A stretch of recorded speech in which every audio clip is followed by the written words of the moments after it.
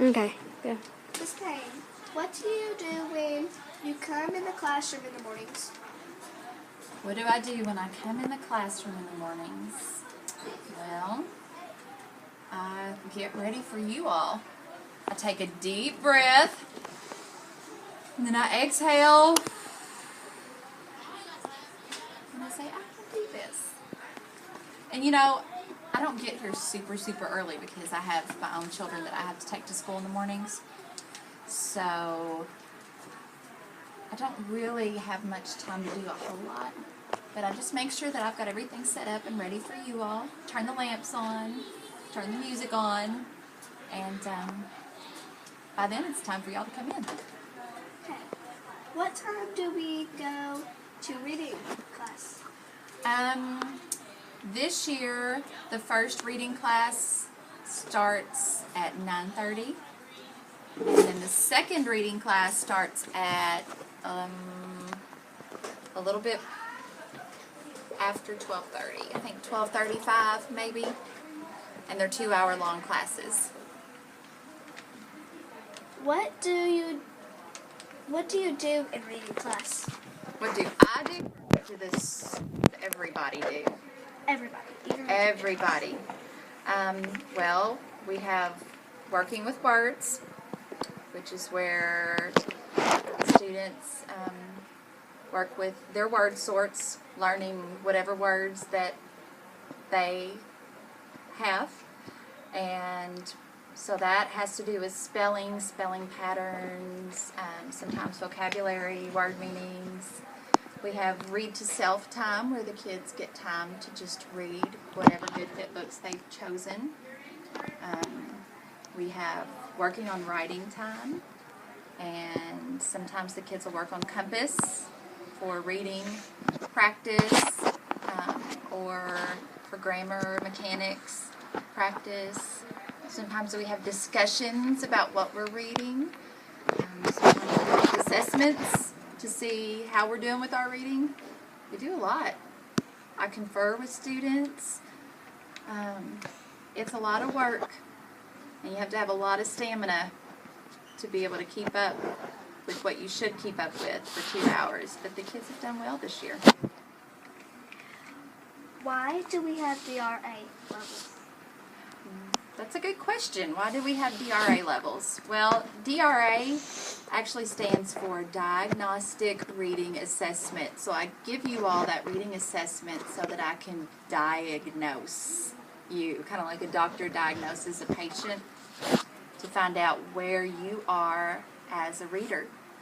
And then what we do with that level is we find good fit books for you to read independently, so that you can read them voraciously and steadily move up to the next level. So it's a way for me to find out where you are as a reader and know what I need to do to help you grow as a reader throughout the year. I also use it to see if you're making progress and if you are growing as a reader.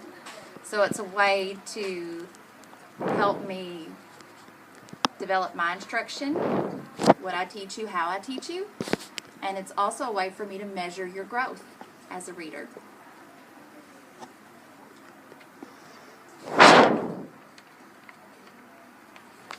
What time do we go to math and science? Well, your group doesn't go to math until 12:30, 12:35, but the first group goes at 9:30. So the reading groups and the math and science groups flip-flop the 2-hour blocks during the day. Tell us about what happens during the rest of the day. The rest of the day. Let's see. Well, since I have 2 reading blocks that I teach, basically my day is just full of teaching and assessing literacy for my students. We get a little block of time for recess. You get a little bit of time at the very end of the day to get ready to go home, and that's pretty much it. Is that it? Okay. This is what we do whenever we come into reading class.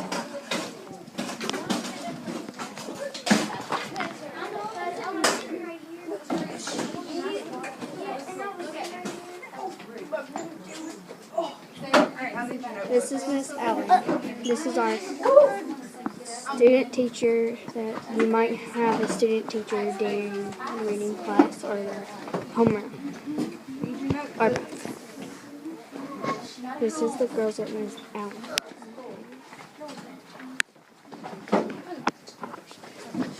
Okay, so that's what I want to do with you all today. Dylan, get yourself over here. I see. Did you see how he asked you? You didn't just look at you and say, get up. You weren't sitting there, were you? We're just going to watch Miss Okay, Payne. Hassan, turn your body this way. Make sure you can see the smartboard. That's fine. All right. So a lot of you have already started this web quest. Some of you haven't yet. But there's a way that we have to approach this. That way you don't have to redo things. Okay? Austin looked at me the other day and he said, I said, well, so let's work on your web quest. He said, oh, I'm finished with it.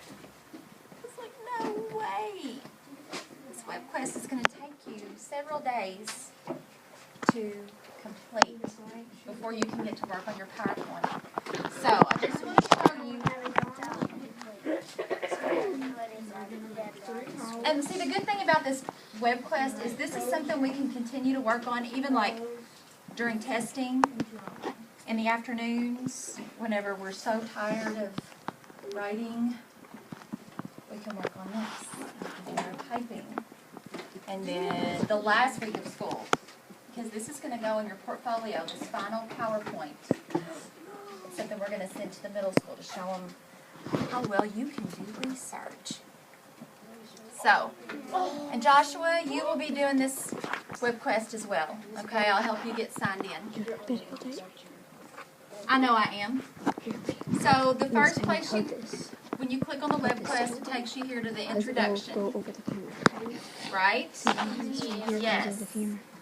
It says, have you ever wondered why animals look or act the way that they do? Now I'm going to show you this teacher page. Well, she's showing them like, let's go back. And I'm going to let you go there. Nope. Listen. Poetry, prose, drama.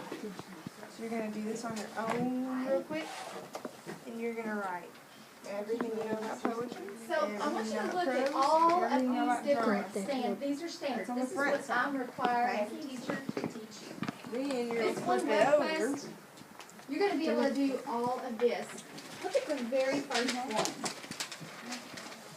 And draw a line down the middle. Construct an argument. What does that mean? Construct an argument. And you'll write What informational is construct? and literature. You're going to do the same thing. Tell me what you know about informational text. Well, an argument is like Tell me to what you know argue, about but what does literature, construct okay? mean, Hassan? But I want you to do the poetry, prose, and drama side first. If you construct something, what do you do? Build it. Build and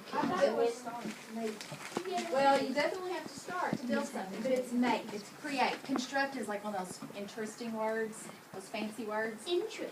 Construct an argument that plants and animals, and in this case it's animals, have internal and external structures that function to support survival, growth, behavior, and reproduction. And I say, Say what?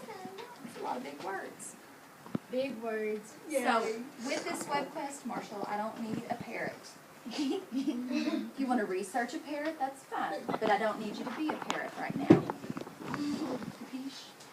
Thank you. Now you can parrot capiche. Capiche? Okay, good. Basically, what that means, all that fancy language means, is your job is to research your animal and be able to tell me why that animal looks the way it does and how those characteristics, those features, Seth, how those features help that animal survive in its habitat. For example, if you're researching a polar bear, what color is a polar bear's fur? White. It's actually clear, but it looks white, doesn't Sometimes it? it can be yellow. But what is the purpose of that? Why do you think a polar bear doesn't have black fur? So it can blend in. So it can blend in I don't know. Joshua, I love how you raised your hand. Yes. Good. So it can blend in with what? Snow. Good. So he's very specific.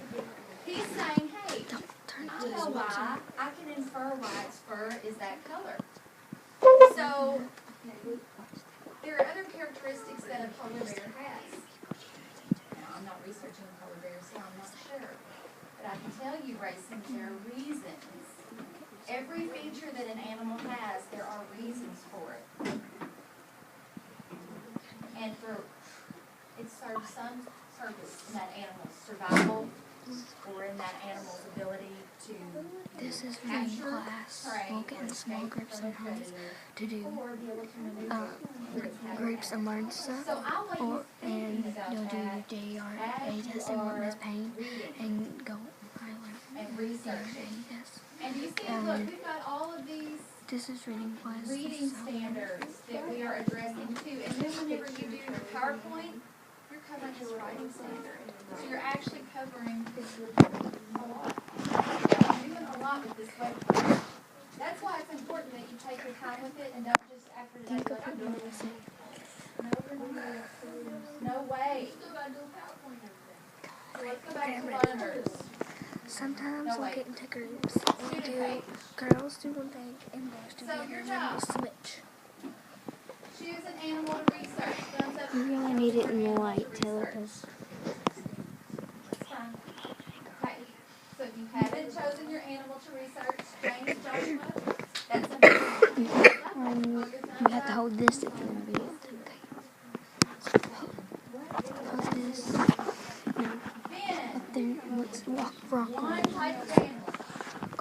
You're going to use a variety of sources, that means different sources, to collect information. Now, when I say collect information, I don't mean you just collect it in your brain. I mean you're actually going to document it, paste it like you do in library, retell it.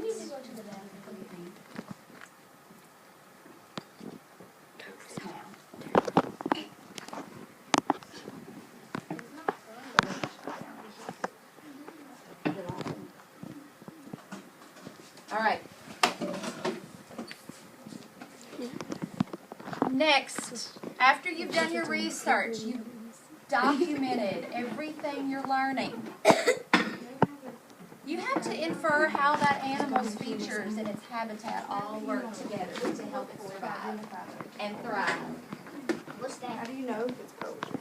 Think Gives you a thrive. clue that it's. How do you know that it's prose? What gives you a clue that it's prose? Survive means you just keep How is surviving. the text arranged? Thrive It tells you that it's drama. Survive means you keep from dying. Thrive means you live well, you eat well, you sleep well. You look well, you're healthy. So you can survive but not thrive. So now I want to go to the process. Of course, you watch the video first. Then it's hard to see, but there's your big universe link. You can use that to do your research. This research and schema question chart. This is our schema poetry. This is Well, a I'm big going to open it because some overlay people will say I've and when already we done it, write, but I don't know that you did it the way you should have done it. these are another words, So let's look. just other words.